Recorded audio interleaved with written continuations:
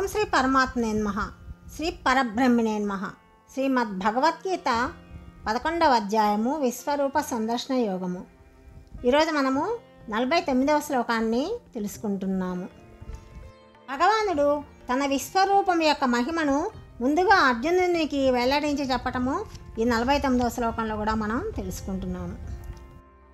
మాతే వ్యథా మాచ విమూఢభావో దృష్ట్వా రూపం ఘోరమీదృగ్నమేదం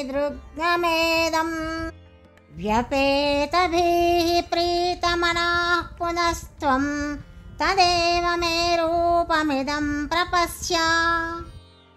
ఈ విధమైన నా ఈ భయంకర రూపమును చూసి నీవు ఎట్టి వ్యధకును మోహమునకును గురి కావలదు. భయముని వీడి ప్రసన్న చిత్తుడవై శంఖచక్ర గదాపద్మములతో విలసిల్లుచున్న నా ఈ చతుర్భుజ రూపమును మరలా చూడుము. ఇటువంటి భయంకరమైన నా విశ్వరూపమును చూసి నీవు భయమును గాని పిరికితనమును గాని పొందకము.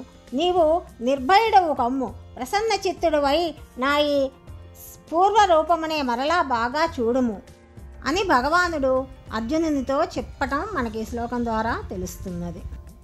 ఇట్లా చెప్పిన తర్వాత శ్రీకృష్ణుడు ఏమి చేశాడో సంజయుడు చెప్పటము తదుపరి 50వ శ్లోకంలో మనము తెలుసుకుందాం. సర్వం శ్రీకృష్ణార్పణమస్తు.